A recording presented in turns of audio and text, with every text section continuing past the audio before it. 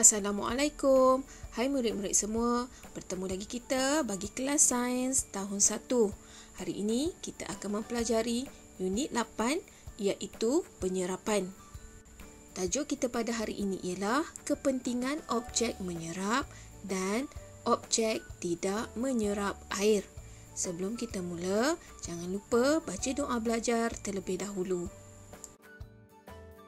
Standard kandungan kita pada hari ini ialah 8.1, manakala standard pembelajaran 8.1.4. Bagi objektif pembelajaran pula, pada akhir pengajaran dan pembelajaran, murid berupaya untuk: pertama, menakul sekurang-kurangnya 4 kepentingan objek yang boleh menyerap air dalam kehidupan seharian. Kedua, menakul sekurang-kurangnya 4 kepentingan objek tidak boleh menyerap air dalam kehidupan seharian. Baiklah murid-murid, sila buka buku teks sains halaman 76 dan 77. Tajuknya kepentingan objek menyerap dan objek tidak menyerap air. Apakah kepentingan objek yang boleh menyerap air? Perhatikan contoh situasi ini. Nyatakan kepentingan objek menyerap air dalam situasi ini. Situasi pertama, badan adik basah selepas mandi. Ayah mengelap adik dengan tuala. Berikut adalah contoh tuala untuk mengelap badan adik yang basah. Situasi kedua, mengapakah berbola kapas digunakan untuk mengelap luka? Kerana berbola kapas dapat menyerap cecair ubat yang digunakan untuk mengelap luka. Situasi ketiga, bagaimanakah ibu mengeringkan jak? Ibu mengeringkan jak ataupun pinggan mangkuk yang baru dibasuh dengan menggunakan kain lap. Selain kain lap, ibu juga boleh gunakan tisu dapur untuk mengeringkan pinggan mangkuk. Situasi keempat, bagaimanakah Imran mengelap peluh?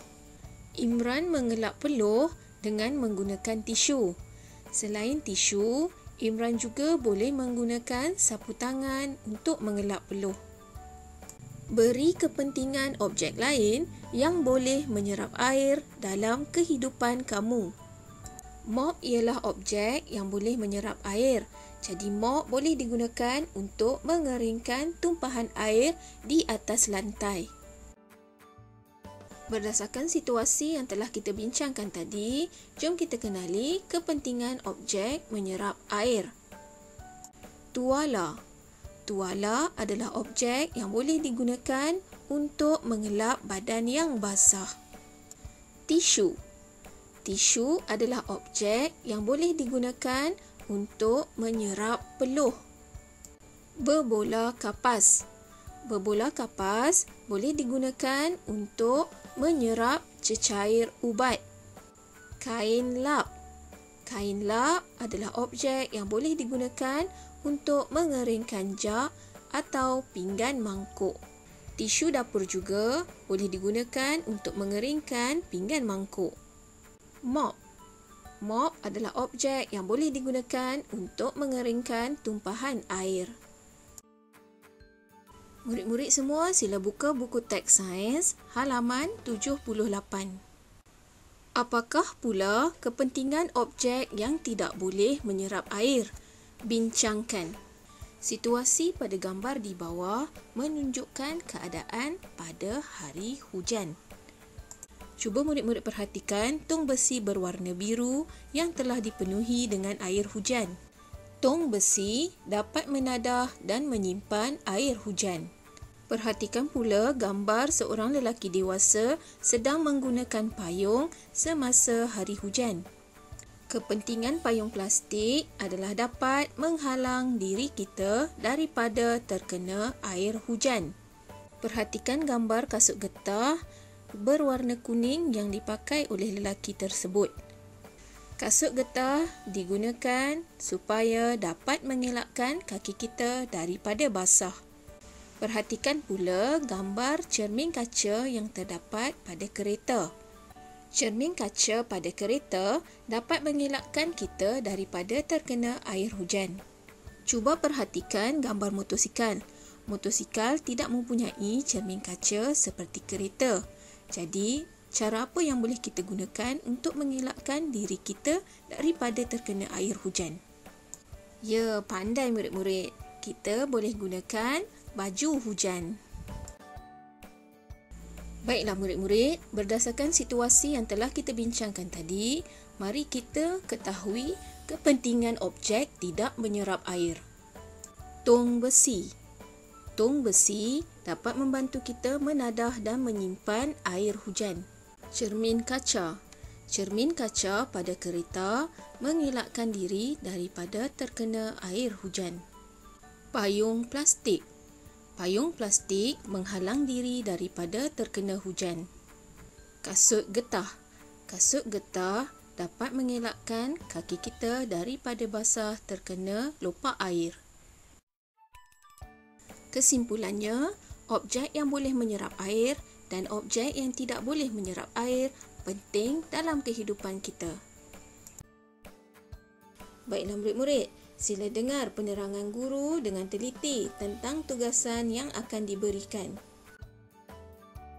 Bagi tugasan yang pertama, sila bina jadual tentang kepentingan objek menyerap air seperti contoh yang ditunjukkan. Bagi gambar objek, kamu boleh membuat pilihan sama ada untuk lukis ataupun tampal gambar. Sambungan daripada tugasan yang pertama tadi, kamu perlu bina jadual tentang kepentingan objek tidak menyerap air. Lihat contoh seperti yang ditunjukkan. Bagi gambar objek, kamu boleh membuat pilihan sama ada untuk lukis ataupun tampal gambar. Bagi tugasan yang kedua, sila buka buku aktiviti sains halaman 54. Arahannya, suaikan jawapan dengan gambar yang betul. Terdapat 5 situasi dalam gambar. Cikgu akan terangkan situasi tersebut satu persatu. Situasi pertama menunjukkan tumpahan air di atas lantai. Situasi kedua menunjukkan luka yang terdapat pada lutut kanak-kanak. Situasi ketiga menunjukkan seorang kanak-kanak sedang mengelap peluhnya. Situasi keempat menunjukkan warna air yang akan digunakan untuk melukis gambar.